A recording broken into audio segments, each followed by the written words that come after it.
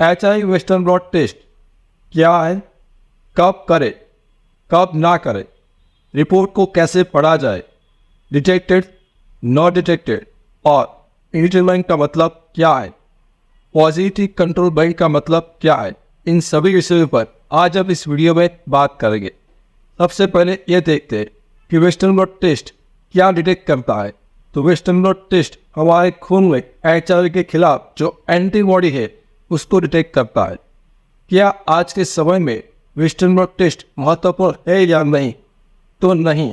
2014 में centre for disease control CDC की guideline के हिसाब से आज के समय में वेस्टर्न ब्लॉट टेस्ट उतना महत्वपूर्ण नहीं है, क्योंकि यदि किसी का HIV एंटीबॉडी टेस्ट पॉजिटिव आता है तो उसको कंफर्मेशन करने के लिए आप HIV कॉम्बो टेस्ट का इस्तेमाल कर सकते हो। यदि आपका HIV कॉम्बो टेस्ट पॉजिटिव आता है तो उसको कंफर्मेशन करने के लिए आप अन्य 2 किस्म का HIV एंटीबॉडी टेस्ट इस्तेमाल कर सकते हो। इस तरह से वेस्टर्न ब्लॉट टेस्ट की महत्वपूर्ण काफ़ी कम हो गई है। HIV में मुख्यतः 2 किस्म का टेस्ट होता है, एक होता है स्क्रीनिंग टेस्ट और एक होता है कंफर्मेटरी टेस्ट। तो याद रखिए, स्क्रीनिंग टेस्ट कौन सा होता है? जो आप पहला टेस्ट कराते हो HIV है कि नहीं उसको मालूम करने के लिए जो टेस्ट कराते हो उसको बोलते हैं स्क्रीनिंग टेस्ट। और यदि किसी का स्क्रीनिंग टेस्ट पॉजिटिव आता है तो पॉजिटिव टेस्ट को कंफर्म करने के लिए जो टेस्ट कराते हो उसको बोलते हैं कंफर्मेटिव टेस्ट। तो आपको western blot as a confirmative test की जरूरत नहीं है। तो फिर वेस्टर्न ब्लॉट टेस्ट किसको और कब कराना चाहिए? तो ये एक थर्ड अपायर जैसा टेस्ट है। यदि किसी का कॉम्बो टेस्ट पॉजिटिव है और एंटीबॉडी टेस्ट नेगेटिव है, या उसका उल्टा एंटीबॉडी टेस्ट पॉजिटिव है और कॉम्बो टेस्ट नेगेटिव है, तो ऐसा डिसीजन नहीं हो सकता। ऐसी कोई सिचुएशन है, सिर्फ और सिर्फ उसी केस में आप HIV वेस्टर्न ब्लॉट टेस्ट का इस्तेमाल कर सकते हो। इस western blot test antibody test है तो उसका विंडो पीरियड कितना रहता है? तो इसका विंडो पीरियड 3 महीने का रहता है। इस रिपोर्ट्स के अंदर रेफरेंस वैल्यू क्या होगी? तो आमतौर पर जिस इंसान को HIV नहीं होगा तो उसके खिलाफ उसका एंटीबॉडी भी नहीं बनेगा, तो उसकी एंटीबॉडी के खिलाफ जो भी रिपोर्ट में लिखा होगा वह होगा antibody band non detected. Non detected normally लिखा होगा, तो नॉन डिटेक्टेड का मतलब है कि HIV नहीं है। तो जो इंसान पॉजिटिव होगा उसमें क्या लिखा होगा? तो उसमें कम से कम एक कैटेगरी के 2 बैंड पॉजिटिव होंगे और दूसरी कैटेगरी से 1 बैंड कम से कम पॉजिटिव होना चाहिए। तो इस तरह से 2 या 3 बैंड पॉजिटिव होने पर ही किसी इंसान को HIV पॉजिटिव घोषित कर सकते हैं। सिर्फ कोई 1 या 2 बैंड रेंडमली पॉजिटिव आता है तो उसके हिसाब से किसी को पॉजिटिव घोषित नहीं कर सकते। उसका जो फिक्स क्राइटेरिया है उसी हिसाब से 2 या 3 बैंड पॉजिटिव आने चाहिए। यदि उसी क्राइटेरिया के हिसाब से HIV पॉजिटिव आता है, बैंड पॉजिटिव आता है, बैंड डिटेक्टेड लिखा हुआ आता है, तभी उस इंसान को HIV पॉजिटिव घोषित करेंगे। और कभी कभार ऐसा भी होता है कि इस क्राइटेरिया के हिसाब से इस बैंड पॉजिटिव नहीं आते, रैंडमली कोई बैंड पॉजिटिव आता है, तो उस टेस्ट को ना तो पॉजिटिव डिक्लेयर कर सकते हैं और ना तो नेगेटिव डिक्लेयर कर सकते हैं। तो उस केस में इनडिटरमाइंड रिजल्ट लिखा आ सकता है। तो उस केस में या तो आपको उसको कंफर्मेशन करने के लिए HIV का प्रोवायरल DNA क्वालिटेटिव टेस्ट कराना है, या तो फिर आप कुछ समय के बाद वापस वेस्टर्न ब्लॉट टेस्ट करा सकते हो। और बहुत सारे लोग एक रिपोर्ट्स को देखकर कभी कभी डर जाते हैं। उसमें क्या लिखा होता है कि कंट्रोल बैंड पॉजिटिव। अब उन लोगों को कंट्रोल बैंड का मतलब समझ में नहीं आता, उसको ऐसा लगता है कि वो HIV पॉजिटिव है। लेकिन याद रखिए, यहाँ पर जो कंट्रोल बैंड है वो आपका HIV का स्टेटस नहीं दिखाता है। वो जो टेस्ट परफॉर्म हुआ है वो ठीक से हुआ है कि नहीं हुआ है उसको दिखाने के लिए कंट्रोल बैंड रखा जाता है।